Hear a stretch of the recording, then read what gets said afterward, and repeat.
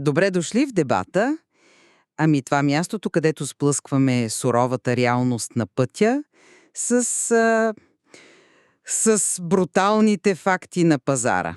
Аз съм от страната на данните и фактите. Аз от страната на асфалта, нафтата и смазаните нерви. Здравейте! Точно така. И днес разнищваме една тема, която, вече не просто чука на вратата. Тя направо разбива офисите на всяка една транспортна фирма в Европа. От собственика на един камион до, в смисъл, гигантите с хиляди композиции. Говорим за CSRT директивата. Да, влизането в пълна сила на директивата за корпоративно отчитане и онова страшно изискване за Scope 3 емисиите през тази 2026 година. Което си е, ако питаш мен, поредния кошмар за бранша. Ами това е и самия конфликт днес. Дали събирането на тези данни за въглеродния отпечатък е просто поредната безсмислена корпоративна тежест, която убива малкия превозвач, или единствения спасителен пояс за оцеляване? Спасителен пояс? Глупости. Виж сега, моята позиция е ясна. Данните са новата валута. Брат, ако не дадеш данните, спедиторът те разкарва без никакъв шум. Пазарът, той просто няма да чака никого. Лечението на този шамар обаче е просто. Ако дадеш информацията за гориво, тонаж, километри, автоматично ставаш предпочитан партньор и буквално убиваш конкуренцията, която все още спи. Да, ама аз гледам на нещата малко по-отблизо, от към волана, асфалта и смазания диспетчерски офис. За мен това е пълна лудост, ние си имаме достатъчно реални проблеми на главата. Никой не отрича проблемите. Чакай, говорим за спукани гуми, течове на масло, брутално свити маржове, тези 12-часови смени, нервите по границите и онези проклети празни километри, които ти изяждат печалбата за цялата седмица. Моята теза е, че това е чисто и просто прехвърляне на корпоративната бумашна право на гърба на превозача. Големите логистични гиганти просто искат ние да им свършим административната работа. За да си покрият зелените цели. Точно.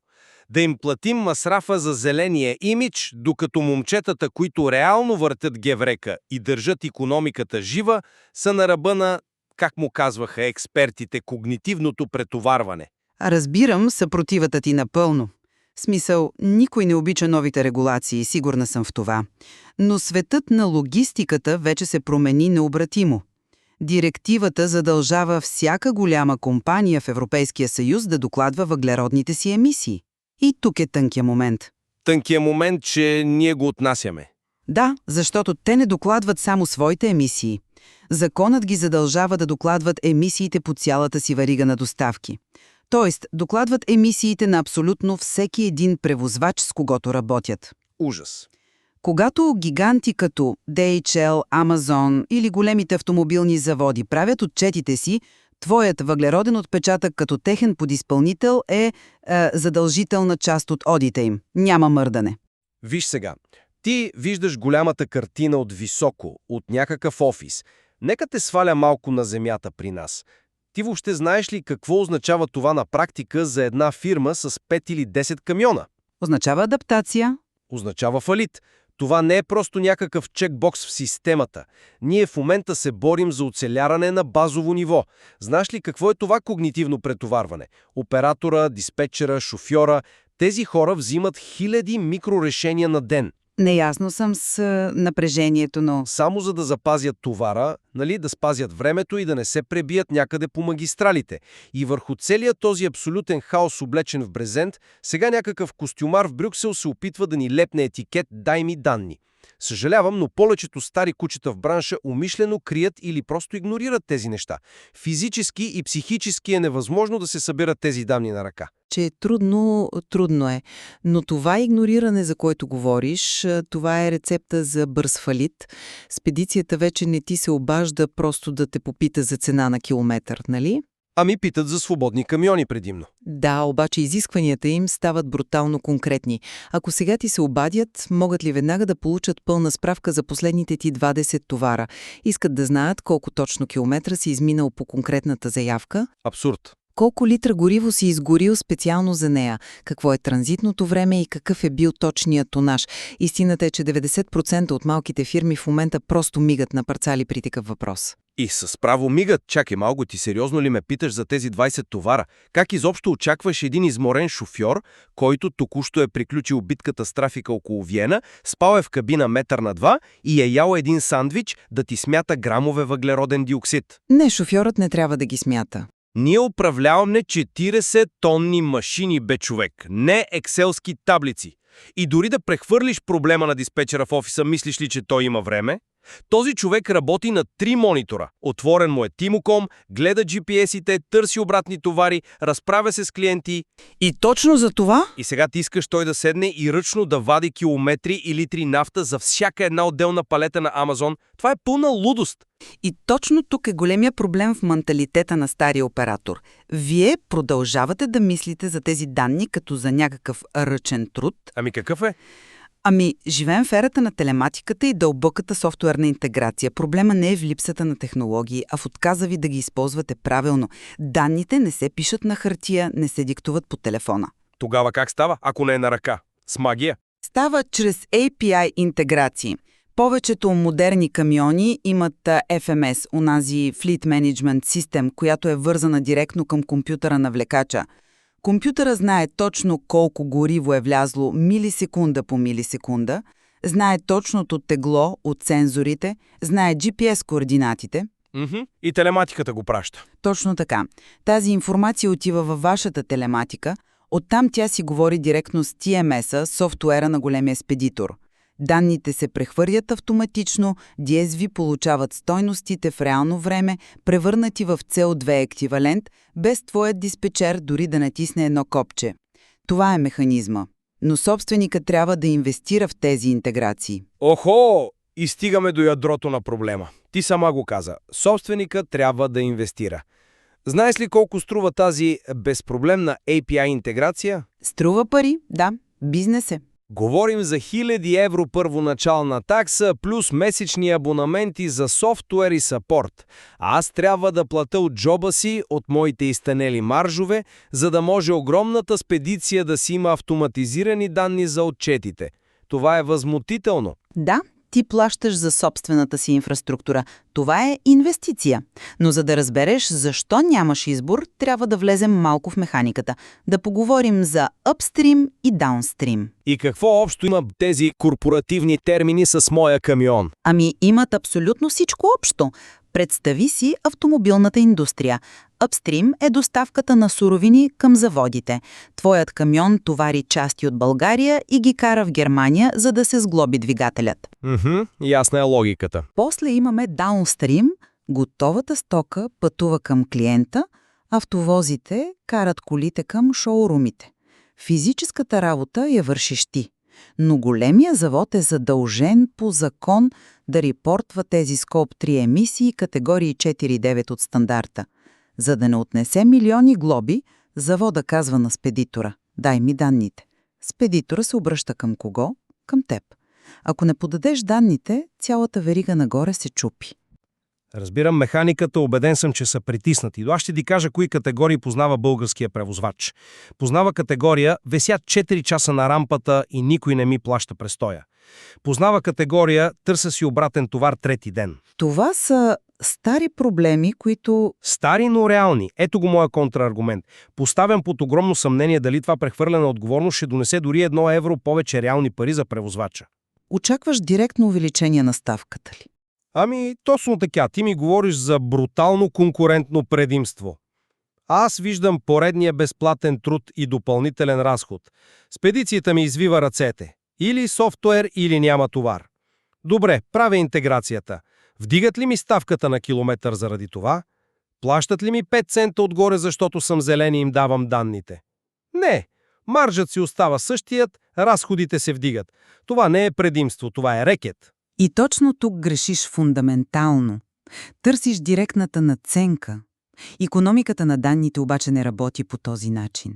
Тук идва финалният ми аргумент. Нека поговорим за тихата смърт. Защото точно това чака всяка фирма, която откаже да играе тази игра. Тиха смърт?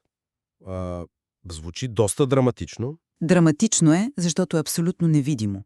Няма да има скандали по терминалите. Никой няма да ти се обади да ти крещи и да къса договори. Просто ще изчезнеш. Как така ще изчезна? Представи си как работи системата днес. DSV или DB Schenker пускат тендър. Диспетчерът им гледа екрана. Тяхната TMS-система вече има алгоритъм за устойчивост. Ако ти нямаш история на подаване на CO2 данни, ако телематиката ти не е вързана, диспетчерът изобщо няма да види твоето име. Искаш да кажеш, че софтуерът ме филтрира? Буквално те блокира. Да нямаш данни днес е като да караш камион през нощта без фарове.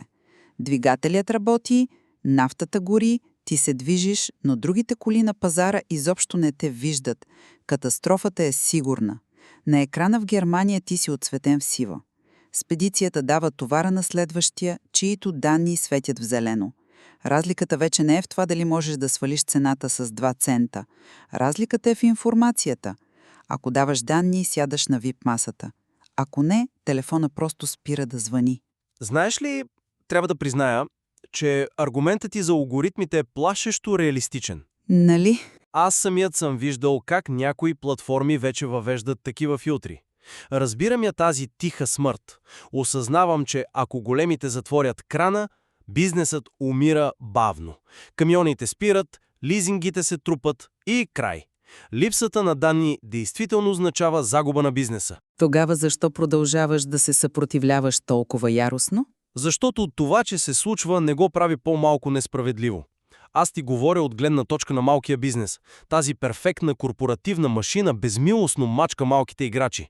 Несправедливо е семейната фирма с 5 камиона, която се бори с зъби и ногти да си плати тол таксите, да плаща цената за прозрачността на гигантите. Пазарът се чисти. Това е брутален естествен подбор. Цинично е да го наричаш VIP маса. Това е просто такса оцеляване.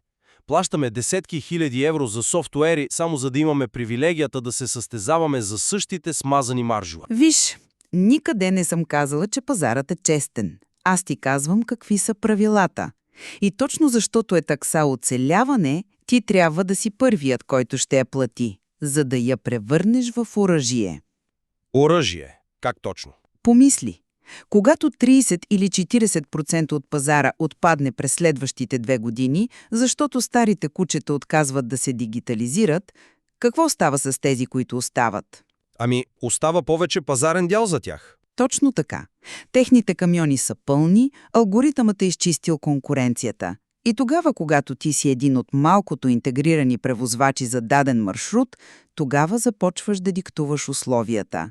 Тогава можеш да поискаш онези 5 цента отгоре, защото те се нуждаят от твоите данни толкова, колкото и от камиона ти. Виж, това действително е интересен ъгъл. Ако го приемеш като безмилостен подбор, можеш да извлечеш дивиденд. Тези, които не се адаптират, изчезват, освобождавайки обем за по-умните. Точно. Но разбираш ли какво усилие е това? Транспортният бос трябва да спре да мисли като монтьор, който гледа само накладките и дизела. Трябва да стане IT менеджер. А този преход е осеян с много фалирали фирми. Скептицизма ми не е към директивата. Ясно е, че CSRD е тук. Скептицизма ми е колко брутално системата смазва хората и как няма абсолютно никаква подкрепа. Съгласна съм. Преходът е тежък. Нека обобщим суровата картина, която нарисувахме. CSRD през 2026 година вече не е просто чернова. Тя е оперативната реалност на асфалта. Спедиторите не молят учтиво за данни, те изискват дълбока телематична интеграция. И ако я нямаш, алгоритъмът те изтрива. И аз твърдо си оставам на позицията, че ненавиждам това наложено усилие. Мразя разходите и нервите в офиса. Несправедливо е гигантите да прехвърлят тежестта надолу. Но не мога да отрека математиката. Ината тук е самоубийство. Който откаже да се адаптира, просто ще изчезне от екраните. Абсолютно. Корпоративната прозрачност вече е задължителна норма. Който успее да преглътне гордостта си и интегрира системите си, ще излезе на върха като незаменим партньор за гигантите. Вероятно и двамата имаме право. Аз съм прав, че механиката е тежка и несправедлива към малкия бизнес, а ти си права, че тя е неизбежна гравитация. Пазара сам ще покаже кой е бил подготвен да управлява информация. Връщам се към метафората с фаровете. Преди мислехме, че е достатъчно камиона да е здрав. Сега осъзнаваме, че без данни караш в пълна тъмнина. Катастрофата за неинформираните е математически сигурна. И лечението, колкото и да е горчиво, е да разбереш, че вече не си просто фирма, която върти гуми. Ти си фирма, която управлява информационни потоци. Точно така. Ако вие, които ни слушате, собственици, диспетчери, оператори, искате да оцелеете в тази нова реалност и да получите вътрешна информация, която реално носи пари, направете първата крачка. Пишете коментар, за да влезете в нашата безплатна група за следене цената на дизела и инсайдърска информация от пазара. Бъдещето принадлежи на информираните. Ще се видим на пътя.